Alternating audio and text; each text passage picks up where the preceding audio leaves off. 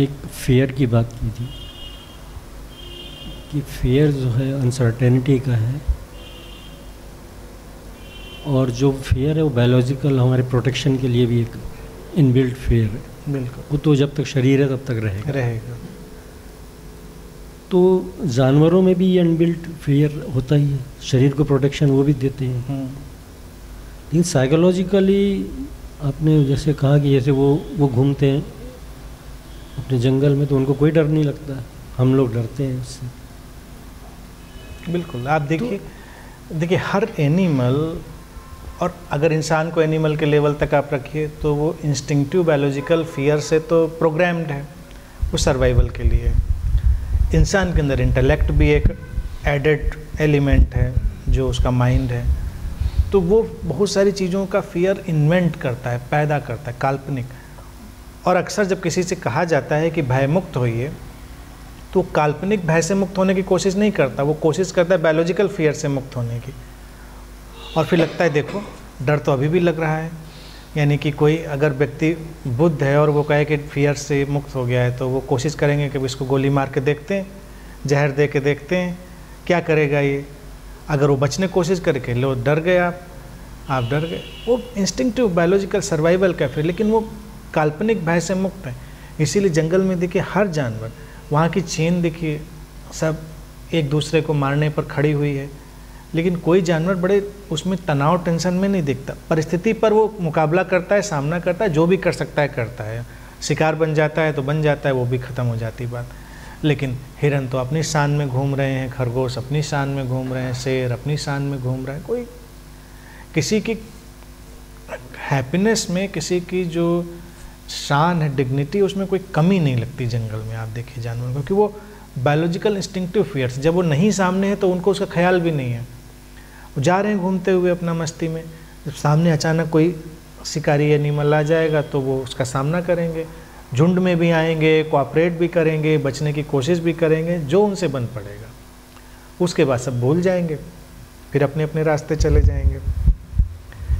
तो ये चीज़ जो है बिल्कुल डिफरेंट किस्म की है। ये इंसान के ऊपर जो साइकोलॉजिकल फेयर हैंग हो जाता है, जो कल्पना से पैदा करता है, फिक्शनल माइंड से, वो उसको दबाता है, वो उसके जॉय को, उसकी चीज़ को ख़त्म कर देता है। बच्चे देखिए अभी इंस्टिंक्टिव उसमें हैं, डरते भी हैं और उनको सब, लेकिन उनको भी पता ही नहीं आगे क्या काल्पनिक भय आने वाले हैं, कौन सी फाइनेंशियल क्राइसिस आने वाली, शेयर मार्केट गिरने वाला है कि नहीं गिरने वाला है, हमारे माँ बाप अंबानी हैं कि नहीं हैं।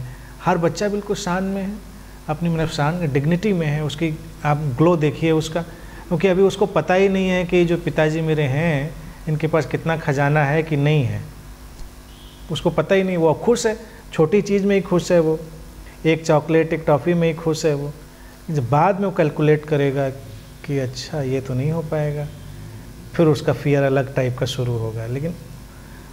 लेकिन जो पेट्स इंसान के साथ रह रहे हैं वो साइकोलॉजिकल डिसऑर्डर के शिकार होने लगते हैं।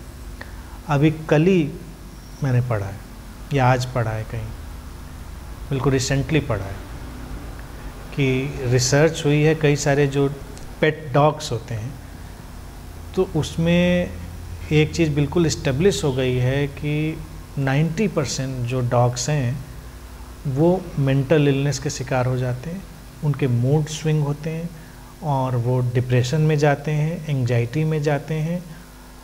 उनकी बहुत सारी विड्रॉल, डिसओरिएंटेशन की जो हैबिट्स है वो शुरू हो जाती हैं।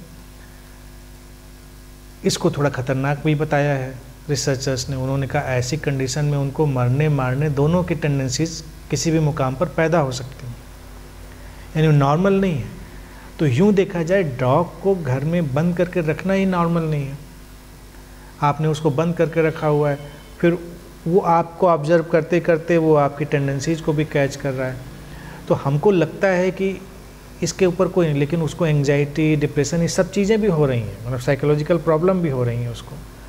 तो उसके रिएक्शन में चूँकि वो तो बायोलॉजिकल इंस्टिंक्टिव ढंग से बिहेव कर रहा है, तो कभी सर्वाइवल के लिए वो आप पे अटैक भी कर देगा, तो कोई उसके लिए बहुत बड़ी बात नहीं है।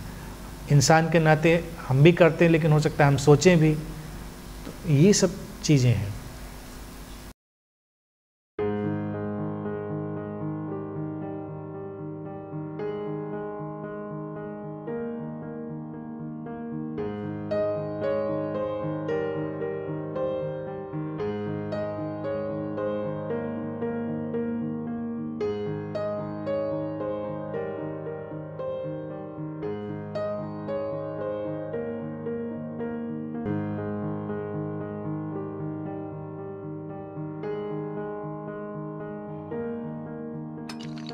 है।